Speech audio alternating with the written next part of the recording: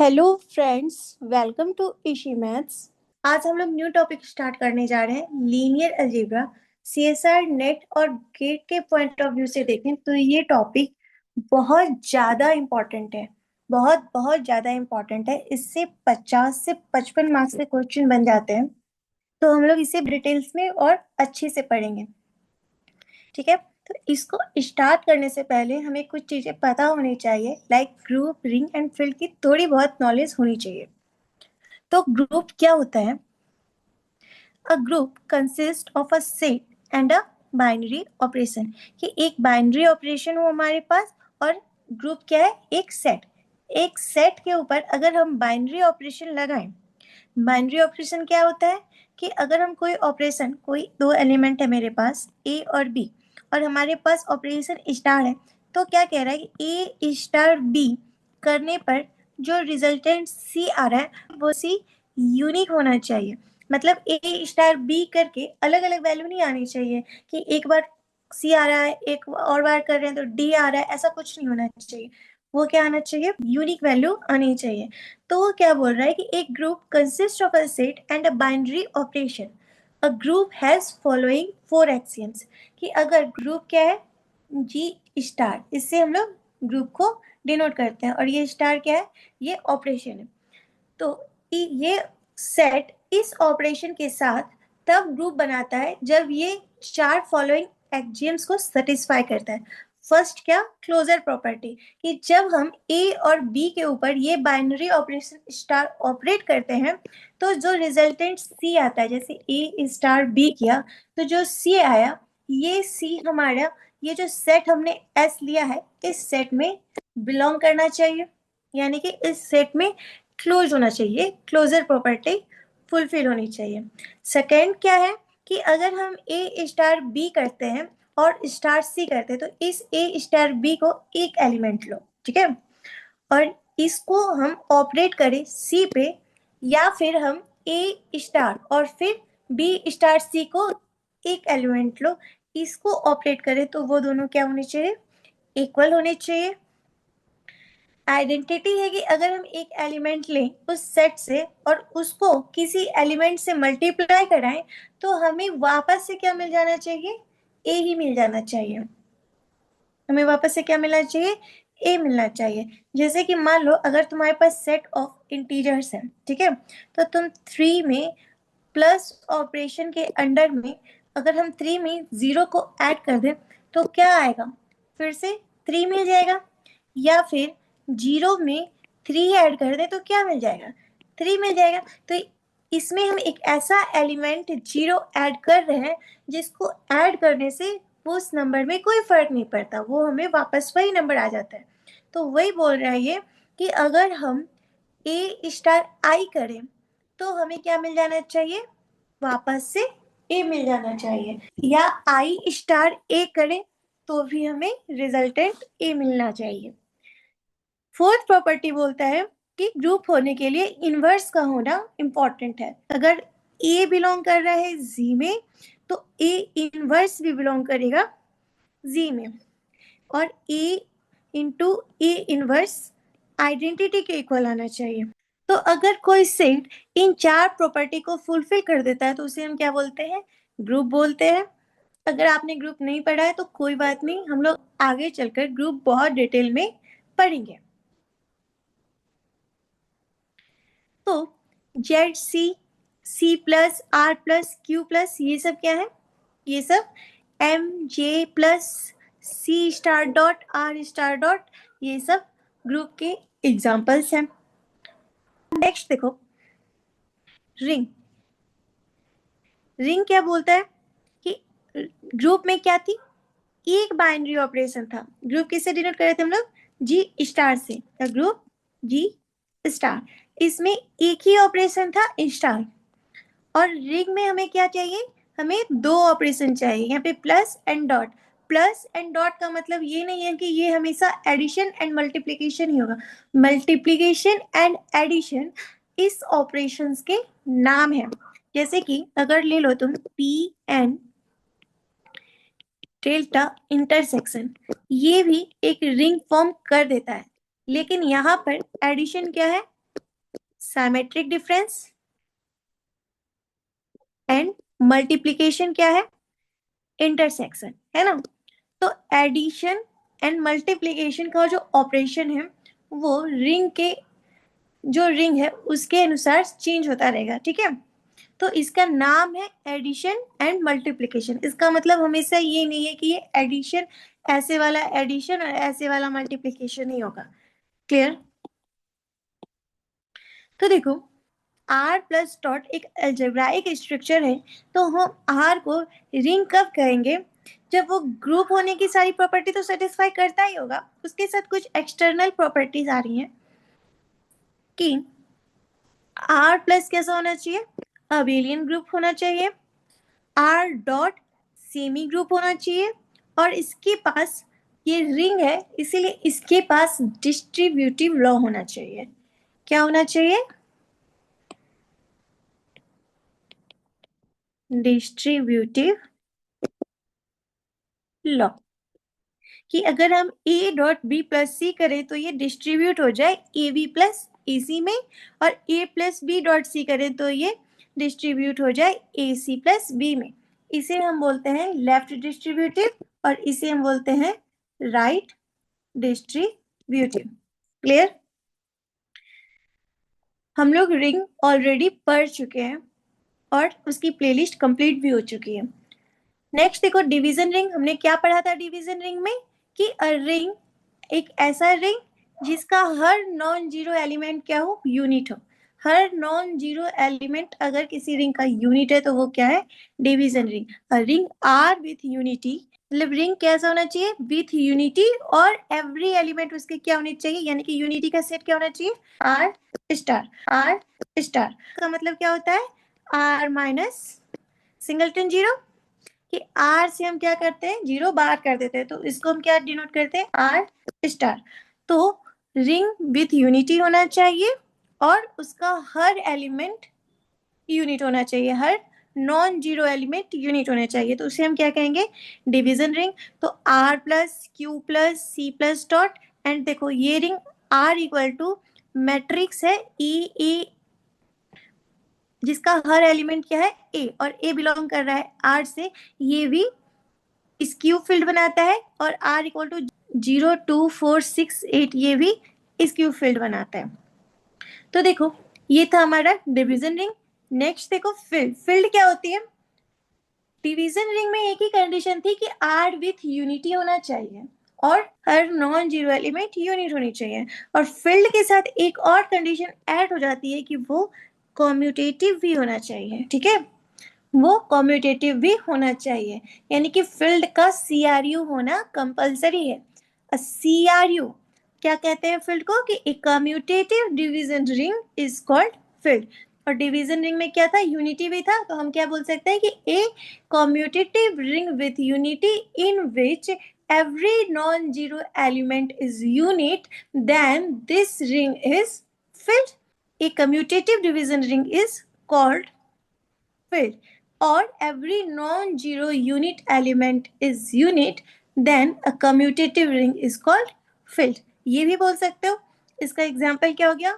C R Q Z P all are filled, ठीक है। और देखो मेनली हम लोग क्या पढ़ने वाले हैं?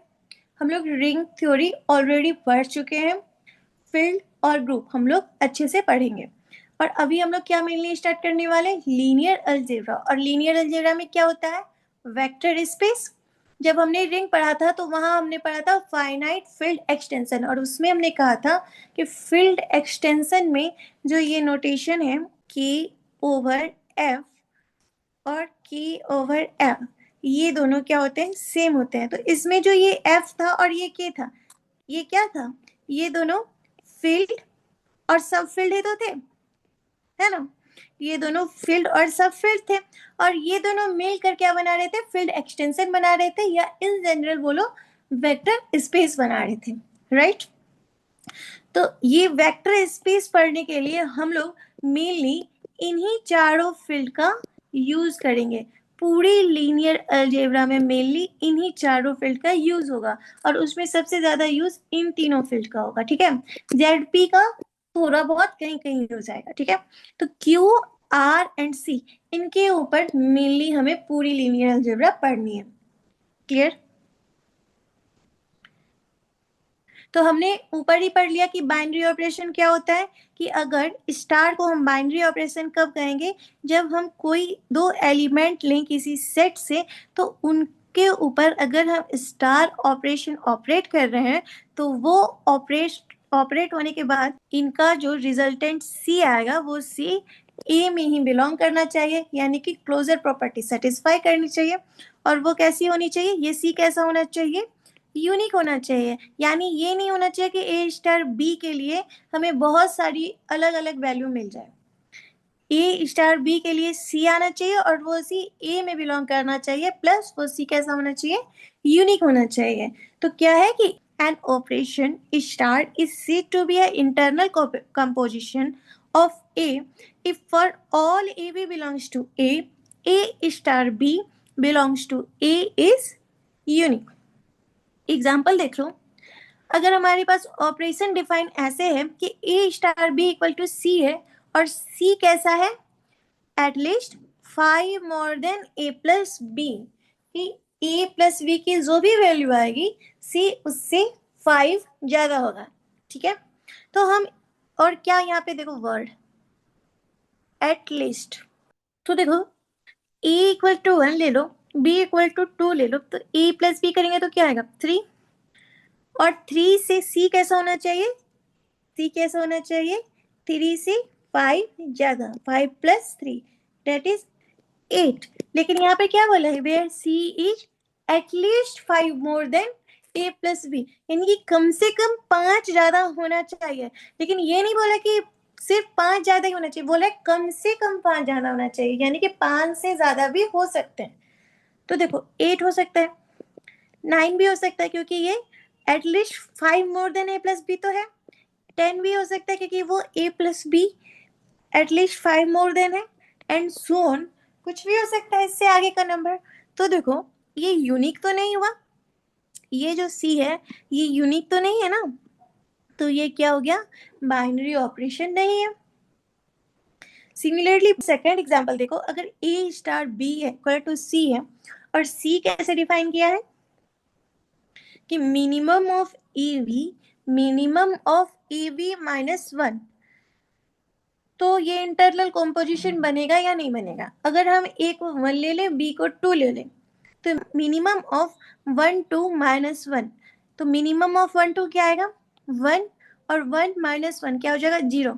और देखो यहाँ पर ले लो कि length S equal to N, तो यहाँ पर सेट क्या है एन। यहाँ पर ले लो कि ये जो ए भी हम लोग ले रहे हैं, ये कहाँ से बिलोंग कर रहा है, नेचुरल नंबर से बिलोंग कर रहा है, ठीक है। तो अगर ये ए भी नेचुरल नंबर से बिलोंग कर रहा है, तो देखो यहाँ पर क्या आ गया 1 माइनस 1 दैट इज 0, और ये तो नेचुरल नंबर से बिलोंग नहीं कर रहा, तो ये इंटरनल कंपोजिशन नहीं हुआ। अगर तुम A star B equal to A plus B plus A B इसे डिफाइन करोगे, तो ये क्या हो जाएगा, इसका इसके लिए हमें एक यूनिक सी मिल जाएगा, यूनिक सी मिलेगा। सिमिलरली एलसीएम किसी दो नंबर का अलग अलग तो नहीं हो सकता कि मेरा एलसीएम अलग है आपका एलसीएम अलग है, वो भी कैसा होता है, यूनिक ही होता है, और वो नेचुरल नंबर में बिलोंग भी करेगा। अगर ए स्टार बी करें तो उसका एचसीएफ भी कैसा आएगा, यूनिक आएगा, और नेचुरल नंबर में बिलोंग भी करेगा, है ना। ये तीनों क्या हो गए, बाइनरी ऑपरेशन। अब देखो मेनली वेक्टर स्पेस डिफाइन करने के लिए हमें इसकी जरूरत होती है, ये क्या है, एक्सटर्नल कंपोजिशन। देखो एक्सटर्नल कंपोजिशन क्या होता है, इसे अच्छे से समझना, इसकी हमें जरूरत है कि N operation star is said to be external composition, कि स्टार ऑपरेशन को हम एक्सटर्नल कंपोजिशन कहेंगे कि अगर एक्स मेरा किसी सेट ए से बिलोंग कर रहा है और वाई बी से बिलोंग कर रहा है। मान लो दो सेट है, ए एंड बी क्या है, दो सेट है।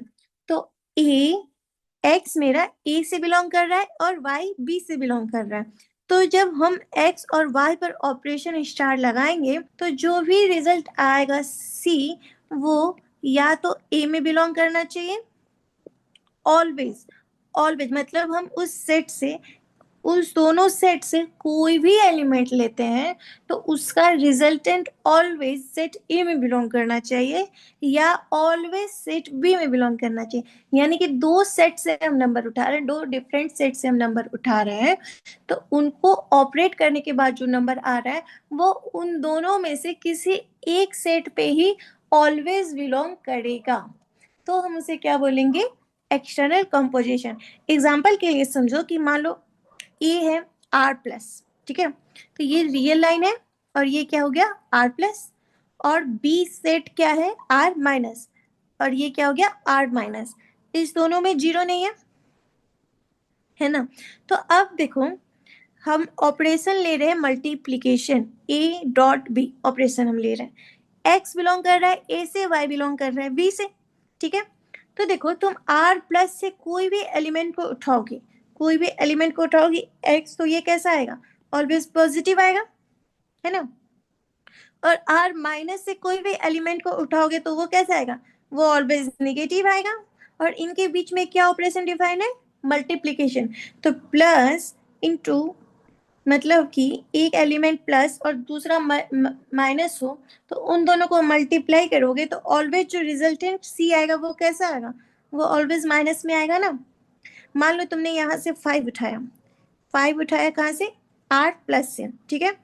और आर माइनस से एक नंबर उठा रहे हो तो आर आर माइनस से मान लो -1 उठा रहे हो, तो ये क्या आएगा? ये -5 आएगा। और ये किस में बिलोंग करेगा? ऑलवेज बी में बिलोंग करेगा। तो तुम ऐसे कोई भी आर्बिट्री नंबर उठाओगे ए एंड बी से और उनका मल्टीप्लीकेशन करवाओगे तो वो कहाँ बिलोंग करेगा? वो ऑलवेज बी में बिलोंग कर जाएगा, क्योंकि बी में कैसे एलिमेंट है? निगेटिव वाले। तो जो भी सी आएगा वो कहाँ जाएगा? वो बी में जाएगा, कभी भी ए में तो नहीं जा सकता। तो तुम दो अलग अलग सेट से दो अलग अलग नंबर ले रहे हो, उन पे ऑपरेशन लगा रहे हो, तो जो रिजल्ट आ रहा है वो एक ही सेट में जा रहा है हमेशा। तो इसे हम क्या बोलते हैं? इसे हम बोलते हैं एक्सटर्नल कंपोजिशन। की दो डिफरेंट सेट से हम लोग दो नंबर लें, उनको ऑपरेट कराएं, तो उनका जो रिजल्टेंट है वो किसी एक सेट में ही जाना चाहिए। तो वो क्या हो जाता है? External composition. इससे पहले कि हम लोग वेक्टर स्पेस स्टार्ट करें, हम लोग एज अ फील्ड उसमें R Q C and Z P का यूज करेंगे, ठीक है। एक चीज और देख लो कि किसी के दिमाग में ये ना रहे कि क्यू कॉम्प्लीमेंट भी फील्ड होता है। क्यू कॉम्प्लीमेंट फील्ड नहीं होता,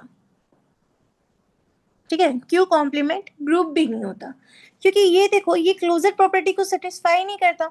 तुम ए ले लो √2 और बी ले लो 1 - √2, इन दोनों को ऐड करोगे तो क्या आ जाएगा? √2 + 1 - √2। और ये क्या आ गया? 1। और 1 क्या क्यू कॉम्प्लीमेंट का मेंबर है? नहीं, 1 तो क्यू का मेंबर है, क्यू कॉम्प्लीमेंट का मेंबर तो नहीं है ना।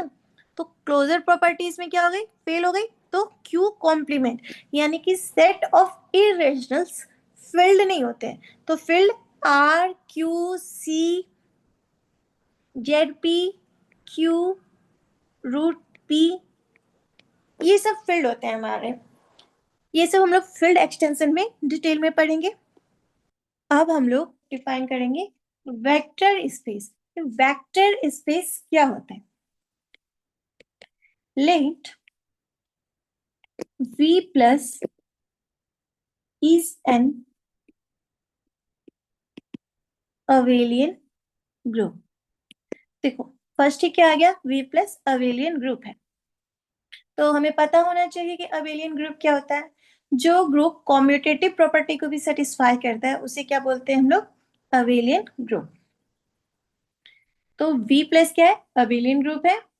And F plus dot is a field। F plus dot क्या है? फील्ड।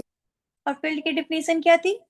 कि कॉम्यूटेटिव रिंग विद यूनिटी होना चाहिए और हर नॉन जीरो एलिमेंट कैसा होना चाहिए? यूनिट होना चाहिए। क्लियर? तो V प्लस अबेलियन ग्रुप है और F प्लस डॉट फील्ड है and star is an external composition. और स्टार क्या है? External composition. तो देखो अभी तक हमने जो पीछे पढ़ा, group, field and external composition, सब एक ही डेफिनेशन में आ गया ना। तो इसीलिए हमें group, field, external composition, internal composition, ring, इन सब के बारे में थोड़ी बहुत जानकारी होना जरूरी है। तो देखो, V प्लस अबेलियन ग्रुप है, F प्लस डॉट फील्ड है, और स्टार क्या है? डॉट इज, और डॉट क्या है? Dot is an external composition. और कहां से कहां तक? From F cross V to V, F cross V से V तक। Then V is a vector space over F। तो हम क्या कहेंगे कि अगर हम एक्सटर्नल कंपोजिशन डिफाइन कर रहे हैं F क्रॉस V से V तक, तो हम V को वेक्टर स्पेस ओवर F कहेंगे। कब?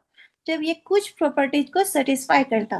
देखो, first property, if A dot x plus Y equal to ax plus ay हो जाए, फॉर ऑल a कहां से आ रहा है?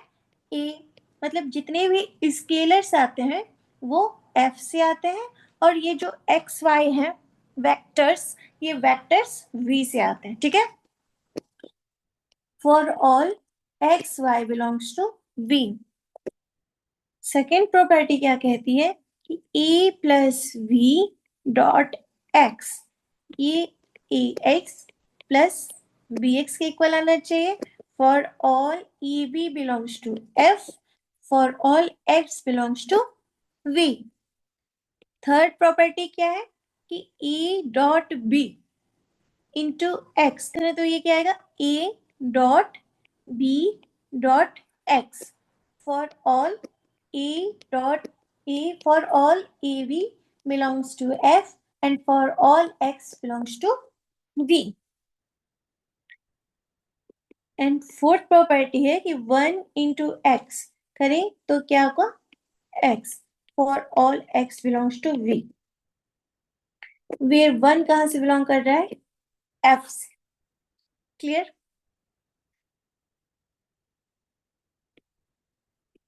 अब देखो, if V is a vector space over F, then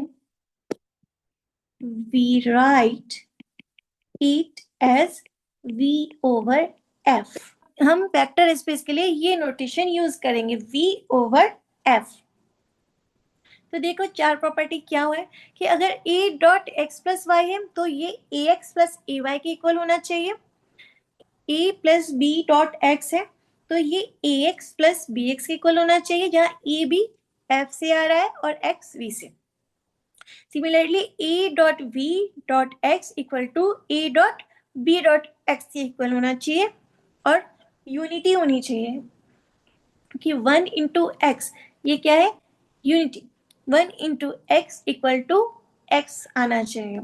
तो नेक्स्ट देखो, elements of V are called vectors। V के एलिमेंट्स को क्या कहते हैं हम लोग? वेक्टर्स कहते हैं। And usually denoted by X Y Z, और इसको हम लोग एक्स वाई जेड से डिनोट करेंगे। और F के एलिमेंट्स को क्या कहते हैं हम लोग? Scalar. Elements of F are called scalars and usually denoted by A B C alpha beta gamma. इन सब टर्म से हम लोग स्केलर्स को डिनोट करते हैं। प्लस को हम लोग क्या कहते हैं, plus of v is called vector addition and external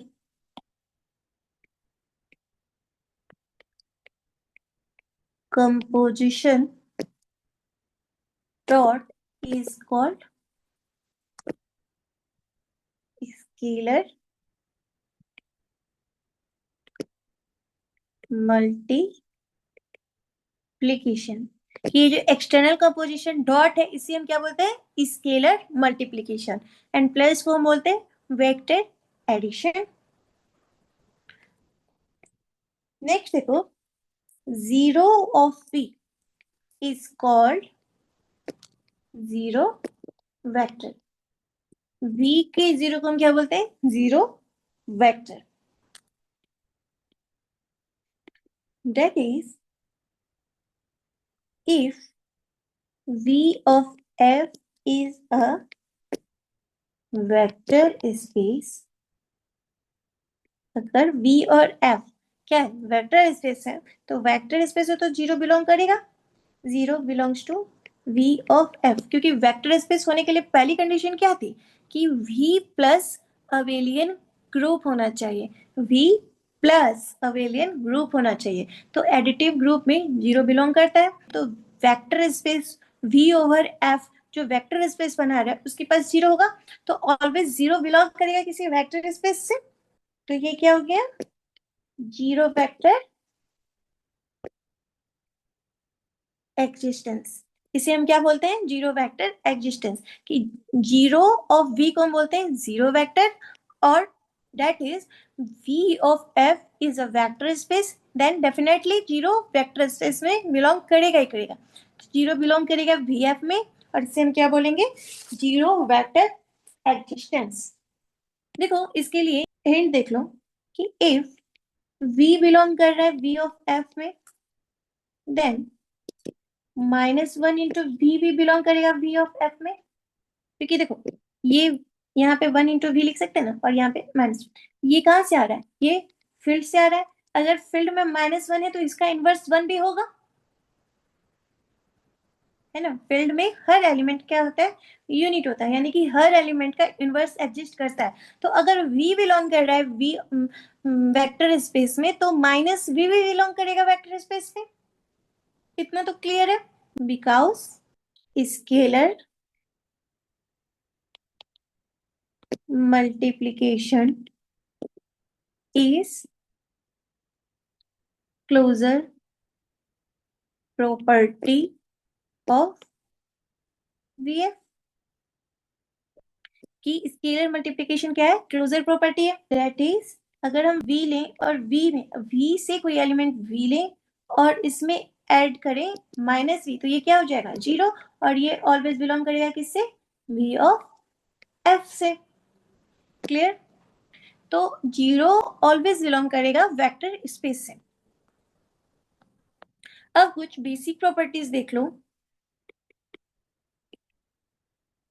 basic properties, तो देखो फर्स्ट ए डॉट जीरो करो तो ये जीरो आएगा for all A belongs to F और zero belongs to V. Second, अगर जीरो डॉट एक्स करो तो ये भी जीरो आ जाएगा for all X belongs to V, and zero कहाँ से आ रहा है, एफ से आ रहा है। थर्ड देखो, अगर a into X equal to zero आ रहा है, इसका मतलब दिस इम्प्लाई या तो a जीरो है या x जीरो है। फोर्थ है कि minus of A X equal to A into minus X भी लिख सकते हो, और ये माइनस ऑफ ए एक्स के इक्वल है, ठीक है, minus of A X equal to A into minus X लिखो, चाहे माइनस ऑफ ए एक्स लिखो, ये सब आपस में इक्वल है। फिफ्थ प्रॉपर्टी क्या है, A dot X minus Y, ये किसके इक्वल आ जाए, A X minus A Y के, एंड सिक्स है A minus B into X करें तो ये किसके इक्वल आ जाए, A X minus B X के। तो ये वेक्टर स्पेस की कुछ बेसिक प्रॉपर्टीज है। अब हम लोग देखते हैं कुछ एग्जाम्पल्स ऑफ वेक्टर स्पेस। तो पहले कुछ स्टैंडर्ड एग्जाम्पल देख लेते हैं हम लोग वेक्टर स्पेस के। Some standard example of vector space. तो देखो, फर्स्ट क्यू ओवर क्यू, ये वेक्टर स्पेस है। क्यू फील्ड है और हर फील्ड खुद का सब फील्ड होता है, तो क्यू क्यू का सब फील्ड हम ये कह सकते हैं, है ना। तो ये वेक्टर स्पेस बना देगा। सेकेंड देखो, क्यू ओवर आर। तो देखो, आर सब फील्ड तो नहीं है ना क्यू का, क्यू सब फील्ड है आर का। Q is sub field of R, but R is not a sub field of Q. Are बड़ा है ना क्यू से, तो आर तो सब फील्ड नहीं है क्यू का, तो Q over R vector space नहीं बनाएगा। थर्ड क्या है, जेड ओवर क्यू। तो देखो, जेड तो फील्ड ही नहीं है, नॉट अ फील्ड। और हम यहाँ पे क्या ले रहे थे, दो फील्ड ले रहे थे, एक फील्ड दूसरे में कंटेन था, यानी कि एक फील्ड और दूसरा सब फील्ड, और उससे हम लोग वेक्टर स्पेस बना रहे हैं। तो जेड ओवर क्यू में तो जेड क्या है, फील्ड ही नहीं है, तो ये क्या हो गया, नॉट अ फील्ड। तो ये क्या हो गया, नॉट अ वेक्टर स्पेस। तो थर्ड भी वेक्टर स्पेस नहीं बनेगा। फोर्थ देखो, आर ओवर क्यू करोगे तो Q is sub field of are, तो ये वेक्टर स्पेस बना लेगा। फिफ्थ देख लो, आर ओवर आर, ये भी वेक्टर स्पेस हो जाएगा। आर ओवर सी, ये वेक्टर स्पेस नहीं होगा, क्योंकि सी सबसेट नहीं है आर का। आर सबसेट है सी का, बट सी सबसेट नहीं है आर का। क्लियर। सेवन देख लो, सी ओवर आर, ये क्या हो जाएगा, वेक्टर स्पेस हो जाएगा। सी ओवर सी, ये भी वेक्टर स्पेस हो जाएगा। नाइन देखो, Z2 ओवर Z2, ये भी हो जाएगा। 10th, Z3 ओवर Z3, ये भी फील्ड है, ये भी फील्ड है, ये सब फील्ड है, तो ये वेक्टर स्पेस बना लेंगे। तो अगर हम ZP ओवर ZP लें तो ये फील्ड, ये वेक्टर स्पेस बना लेता है। 12 देखो क्या बोल रहा है, Z3 ओवर Z2। अगर हम Z3 ओवर Z2 लें तो देखो, Z3 अगर कोई सोचे कि Z2 Z3 में कंटेन्ड है तो ये वेक्टर स्पेस बना लेगा। तो देखो, Z3 में क्या होता है, 0 1 2, और Z2 क्या हो जाएगा, 0 एंड 1। अब दिख रहा है कि ये 0 1 तो यहाँ पे भी है ना, तो ये, और Z2 एंड Z3 दोनों क्या है, दोनों फील्ड है, तो ये वेक्टर स्पेस बना लेंगे। कोई अगर ऐसा सोचे तो वो रॉन्ग होगा। क्यों, क्योंकि देखो इसका Z3 के पास ऑपरेशन क्या है, Z3 के पास एडिशन मॉडुलो 3 है, और Z2 के पास एडिशन मॉडुलो 2 है, और ये दोनों ऑपरेशन कैसे हैं, डिफरेंट है। ये दोनों ऑपरेशन कैसे हैं, डिफरेंट है ना। तो जब ऑपरेशन दोनों का डिफरेंट है तो ये वेक्टर स्पेस नहीं बनाएगा।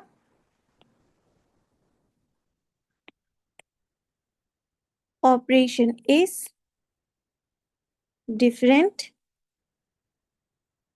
Not a vector space. तो Z3 ओवर Z2 ये वेक्टर स्पेस नहीं बनेगा। क्लियर। 13, सेम इसी तरह अगर ZP ओवर ZQ होगा तो वेक्टर स्पेस नहीं बनेगा अगर P is not equal to Q है। क्लियरली, क्योंकि इसके पास एडिशन मॉडुलो P ऑपरेशन है और इसके पास एडिशन मॉडुलो Q ऑपरेशन है, और ये दोनों क्या है, डिफरेंट है, डिफरेंट ऑपरेशन,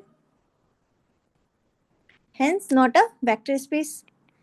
14 देखो, अगर कोई सोचे Z6 over Z6 is a vector space तो रॉन्ग।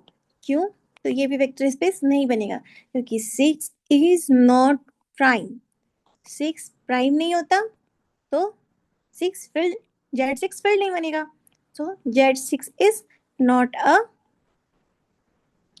फील्ड। अब कुछ और एग्जांपल्स लेते हैं हम लोग कि वेक्टर स्पेस दिखते कैसे हैं। ये देखो, first the n tuple space. अगर हम n टपल का स्पेस लेते हैं फील्ड से, ठीक है, दैट इज, इसे हम किससे डिनोट करते हैं, एफ एन ओवर एफ से, तो ये भी वेक्टर स्पेस बना लेगा। देखो कैसे, let F be any field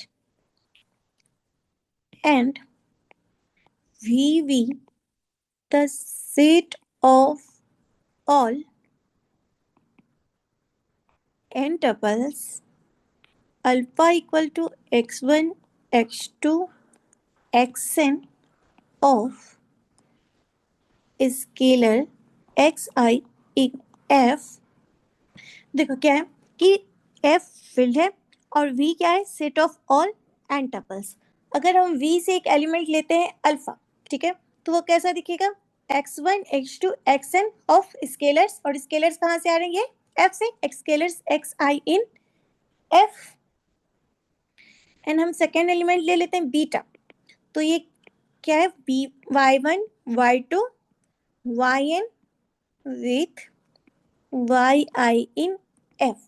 तो हमें दो एलिमेंट मिल गए, अल्फा और बीटा। तो देखो इनका हम सम करें, then sum of alpha and beta क्या हो जाएगा, अल्फा प्लस बीटा, ये क्या आएगा, x1 plus y1 x2 plus y2 xn plus yn। तो ये वापस से v में चला गया ना, है ना, ये v में बिलोंग कर गया। सिमिलरली अगर स्केलर प्रोडक्ट करें, and the product of a scalar c and vector alpha is defined by c alpha. हम क्या ले रहे हैं, c फील्ड से ले रहे हैं और वेक्टर अल्फा के ऊपर c को ऑपरेट करा रहे हैं, c से उसका मल्टीप्लिकेशन कर रहे हैं, तो क्या आ जाएगा, cx1 cx2 एंड cxn। तो इसमें भी n टपल्स है, तो ये भी बिलोंग कर गया v से। इसका मतलब क्या हुआ, dissatisfy the condition of vector space. तो ये जो स्पेस है हमारा एन टपल्स स्पेस, ये क्या हो जाएगा, ये वेक्टर स्पेस बना लेगा। क्लियर है। इसके लिए एग्जांपल देखो, वी एफ, ये हमारा क्या है, मान लो R2 ओवर R, ये एन टपल स्पेस है ना, इसमें 2 टपल एलिमेंट आ रहे हैं, ठीक है, ये कैसा है, 2 टपल स्पेस। क्लियर। तो यहां से हम 2 एलिमेंट लेते हैं E1 एंड E2, और E1 E2 R से आ रहे हैं। तो देखो अगर हम कोई 2 एलिमेंट लें, कुछ भी ले लो, 1 एंड 5 ले लो, ठीक है, 1 और 5 ये एलिमेंट R2 ओवर R से बिलोंग कर रहा है। एक और एलिमेंट ले लो, 2 एंड 3, ये ले लिया, ये भी R2 ओवर R से बिलोंग कर रहा है ना। इसके एलिमेंट फील्ड R से आ रहे हैं और स्पेस V कैसा है, 2 टपल स्पेस। क्लियर। तो ये वेक्टर स्पेस का ये 2 एलिमेंट है, 1 5 एंड 2 3, इनका एडिशन हम करेंगे तो ये क्या आ जाएगा, 1 5 प्लस 2 3, और ये क्या आ जाएगा, 3 एंड 5 प्लस 3 8, ये हो जाएगा 3 एंड 8। तो ये भी तो टू टपल एलिमेंट ही है, तो ये क्या हो जाएगा, ये बिलोंग कर जाएगा V से। अगर हम इनका स्केलर प्रोडक्ट करें, स्केलर मल्टीप्लिकेशन, स्केलर मल्टीप्लिकेशन, तो मान लो हम किसी अल्फा का स्केलर प्रोडक्ट करें 1 5 से, तो ये क्या आ जाएगा, अल्फा एंड अल्फा 5, और ये भी बिलोंग कर जाएगा V में। This imply n tuple space is vector space. Clear है? सेकेंड एग्जांपल देखो, the space of m cross n matrices, m cross n की मैट्रिक्स हम ले रहे हैं, that is v of f किसके इक्वल है, m of m cross n over f। तो देखो इसमें एलिमेंट्स किस टाइप के होंगे, ए मैट्रिक्स होगी, ए आई जे फॉर्म की, M cross N matrix, where A I J belong कर रहा होगा एफ से। और हमें क्या बताना है, हमें बताना है कि ये वेक्टर स्पेस है या नहीं। क्लियर? तो space of M cross N matrix vector space है या नहीं, राइट?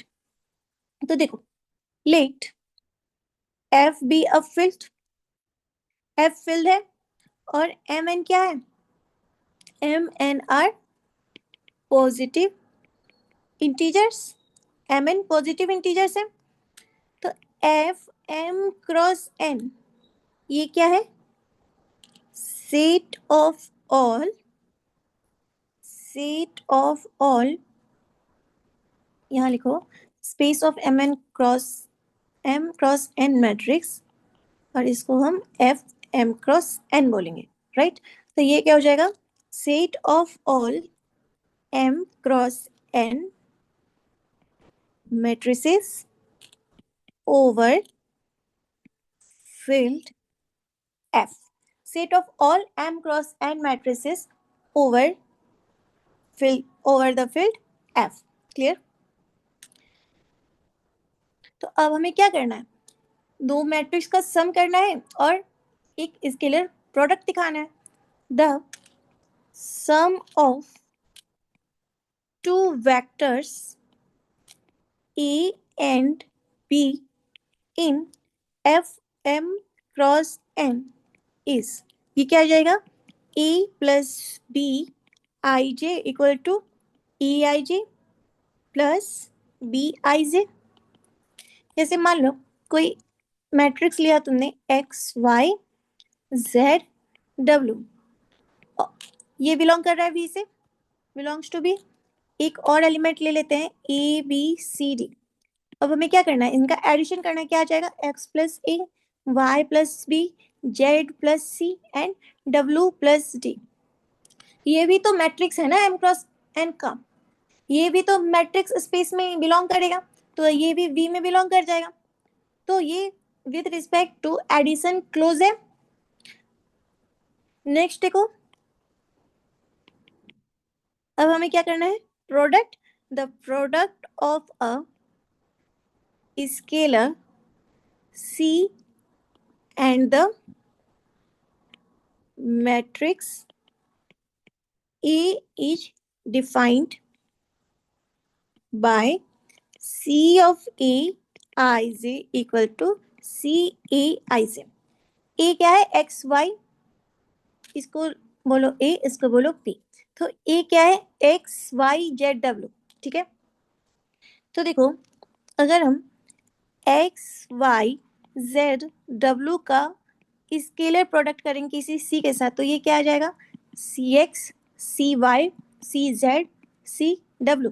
तो ये भी बिलोंग कर जाएगा बी से, ये भी क्लोज है, ये मैट्रिक्स स्पेस में जा रहा है ना, ये मैट्रिक्स है तो ये मैट्रिक्स स्पेस में जा रहा है, ये भी क्या हो गया, ये क्लोज हो गया with respect to scalar multiplication.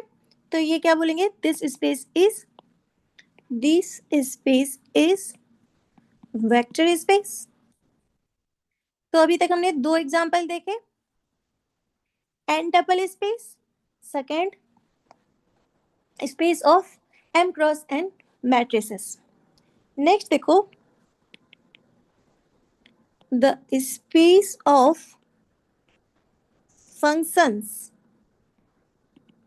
from a set to a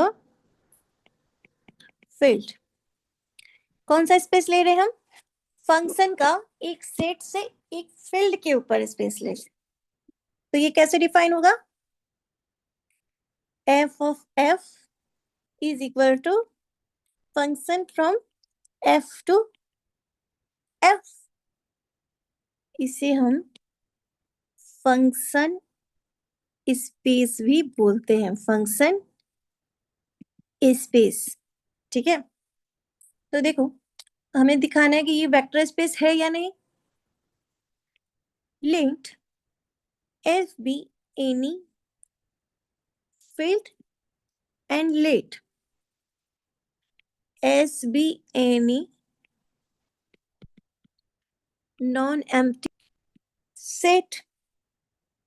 और V क्या था? Set of all function from set S into F।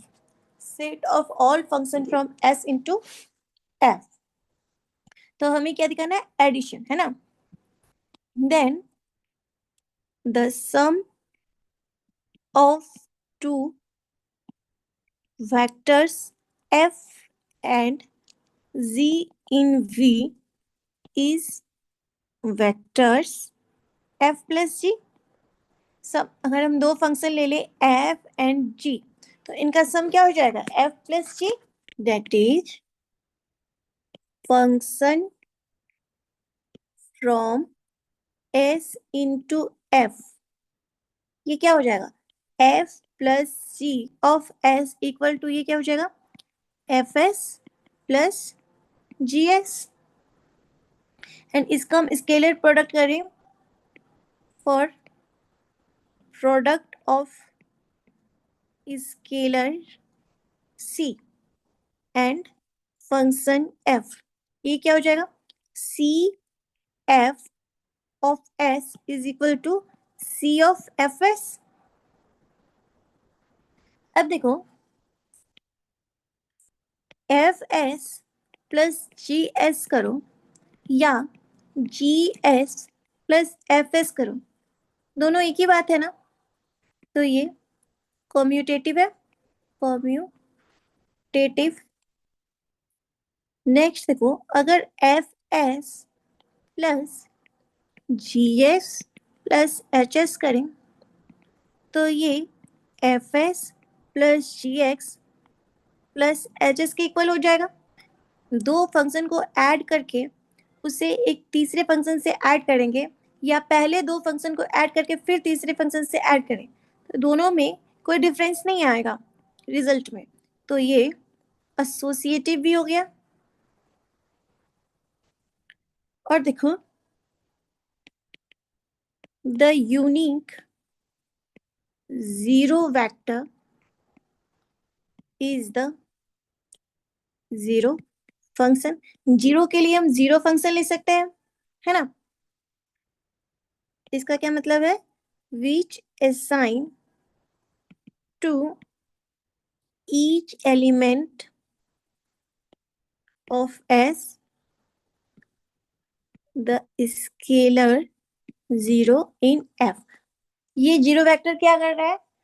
Domain के हर एलिमेंट मतलब कि एस के हर एलिमेंट को एफ के जीरो पर भेज रहा है। तो क्या बन जाएगा? वो जीरो फंक्शन। तो हमें वेक्टर स्पेस के लिए जीरो भी मिल गया। नेक्स्ट देखो, अगर minus of F into S करें तो ये किसके इक्वल हो जाएगा? माइनस ऑफ एफ एस के। तो ये क्या आ गया हमारा? This space is vector space. तो ये जो फंक्शंस का स्पेस होता है, the space of function from a set to a field, ये भी वेक्टर स्पेस बना देता है। क्लियर? नेक्स्ट देखो एग्जांपल कि the space of polynomial function the space of polynomial function over a field F. तो ये वेक्टर स्पेस बना लेगा। अगर दो पॉलिनोमियल को हम लोग ऐड करेंगे तो रिजल्टेंट पॉलिनोमियल भी पॉलिनोमियल ही होगा, और अगर पॉलिनोमियल में हम किसी स्केलर से मल्टीप्लाई कर देंगे तो भी वो पॉलिनोमियल ही होगा और हमारे स्पेस में बिलोंग कर जाएगा। देखो v क्या है, set of all function f from f into f, और एफ एक्स यहाँ पे फंक्शन कैसे डिफाइन है, polynomial function C naught C one X C N X N, where C naught C one C two C N, ये सब कहाँ से आ रहे हैं, are fixed scalar in F, और ये सब एक्स से इंडिपेंडेंट है, इंडिपेंडेंट ऑफ एक्स। अब अगर f प्लस जी, f क्या है पॉलिनोमियल और जी भी पॉलिनोमियल, इनको ऐड करोगे एंड सी एफ, अगर हम पॉलिनोमियल में किसी स्केलर c का मल्टीप्लाई करेंगे तो वो क्या होगा, वो वापस से पॉलिनोमियल ही आएगा, are again polynomial function, hence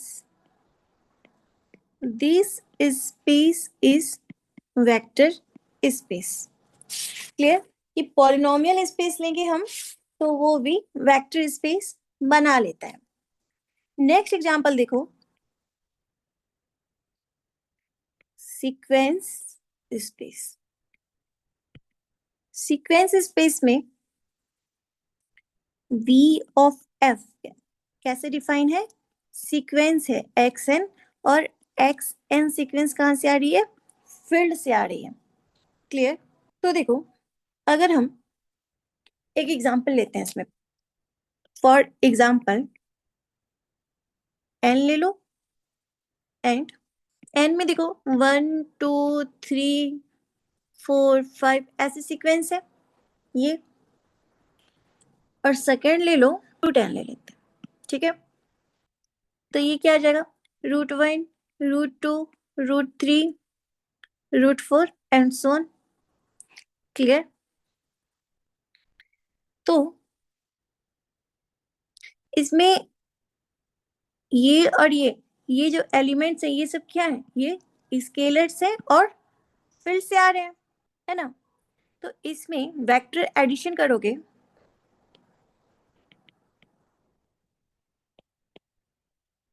तो ये क्या हो जाएगा, xn प्लस yn। तो अगर हम ये दोनों सीक्वेंस ही ले लें तो वेक्टर एडिशन करने पर क्या मिलेगा, n प्लस √n, और ये किसके इक्वल हो जाएगा, 1 plus √1 1 2 plus √2 3 plus √3 and so on. तो इसमें इस तरह से ये क्या बन रहा है, ये वापस से सीक्वेंस ही बन रहा है ना, हमने सीक्वेंस से दो एलिमेंट लिए उनको ऐड किया तो वापस से जो रिजल्टेंट आया वो क्या आया, वो वापस से सीक्वेंस बन रहा है, तो ये वी में बिलोंग कर गया। सिमिलरली अगर तुम स्केलर प्रोडक्ट करोगे, स्केलर मल्टीप्लिकेशन, तो ये क्या हो जाएगा, सम लेमडा एक्सन करें तो ये क्या हो जाएगा, सीक्वेंस लेमडा एक्सन, और ये भी बी में बिलोंग करेगा। तो यहां से क्या आ गया कि sequence space is also vector space, है ना। कुछ और एग्जांपल्स देखो, मान लो ये हमारे पास स्पेस है और फील्ड क्या है, फील्ड है आर। तो देखो इसमें अगर हम ले लें कि क्या सिर्फ फर्स्ट क्वाड्रेंट का एलिमेंट ले लें, हम क्या सिर्फ और सिर्फ फर्स्ट क्वाड्रेंट, तो क्या सिर्फ फर्स्ट क्वाड्रेंट वेक्टर स्पेस बना देगा, तो देखो only first quadrant can't be a vector space. तो हमें क्या बताना है कि फर्स्ट क्वाड्रेंट सिर्फ वेक्टर स्पेस नहीं हो सकता। देखो तुम यहाँ से एक एलिमेंट ले लो 1 0, और यहाँ से एक एलिमेंट ले लो 0 3। ठीक है, अगर हम 0 3 प्लस 1 0 करें तो ये क्या आ जाएगा 1 3, है ना। एंड 1 3 ये तो बिलोंग कर रहा है वी में, लेकिन अगर हम स्केलर मल्टीप्लीकेशन ले लें लाइक अल्फा 0 3, तो ये क्या आ जाएगा 0 and 3 अल्फा। तो अब देखो अल्फा कहाँ से आ रहा है, अल्फा बिलोंग कर रहा है फील्ड से। तो अल्फा अगर पॉजिटिव है, इफ अल्फा इज पॉजिटिव, तब तो ये फर्स्ट क्वाड्रेंट में जा रहा है।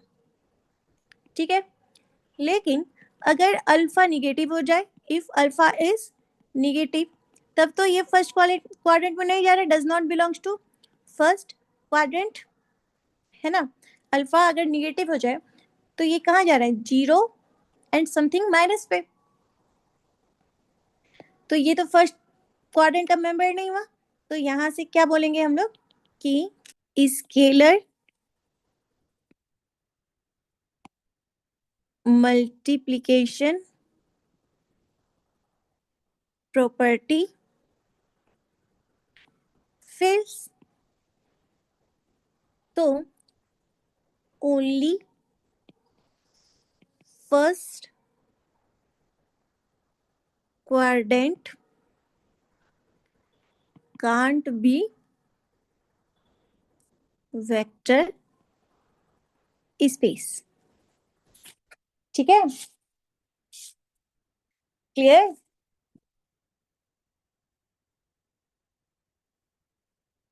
तो ये क्या हो गया, फर्स्ट एंड थर्ड क्वाड्रेंट। तो कौन सा स्पेस ले रहे हैं हम लोग, फर्स्ट यूनियन सेकेंड क्वाड्रेंट। तो क्या ये वेक्टर स्पेस बनाएगा, ये भी वेक्टर स्पेस नहीं बनाएगा, है ना। तुम यहाँ से एलिमेंट ले लोगे अगर 1 0, और यहाँ से ले लो 0 1।